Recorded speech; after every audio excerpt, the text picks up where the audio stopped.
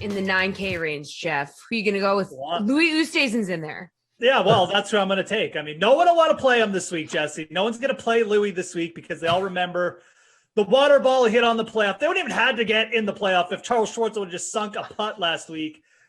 Anyways, I digress. This is a very good setup for Louis Oosthuizen. He's another player who's just very good at grinding out pars. 9th in bogey avoidance. He's got, around, if he's not first in strokes game around the greens, he's very close up there. Been putting well all season too. Louis been coming on. He's been gaining strokes on his approaches over his last 3 starts.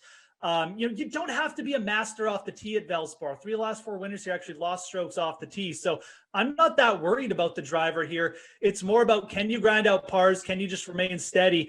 I think it's a very good track for him. He was runner-up here in 2019. He's got a couple other top 10s here as well, to his credit. I think a lot of people are going to gravitate towards bigger names like Corey Connors, Abraham Ancer. Those guys are okay plays too, but look, for tournaments, if you're going to get Louis at like half the ownership of those guys, this is a place where he could potentially break through, just grind out everyone on Sunday. So I do like him in the 9K range. Geoff, got to stand by his man. I do. Reid, where are you going?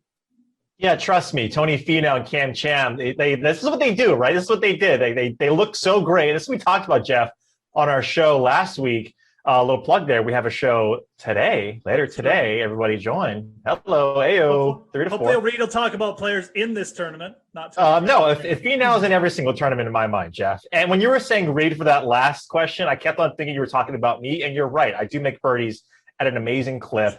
I'm a par saver. You're exactly right. But I think Jeff's right. I think no one's going to go to Louis. People are going to go to Hatton. People are going to go to Sanjay. We're on a Florida course, difficult course. Corey Connors is playing lights out. So, yeah, Louis is a guy that I don't think is going to garner ownership, but he plays these type of tournaments well. I want to talk about Jeff's guy. I'm surprised at 9K flat that he's not talking about Russell Henley.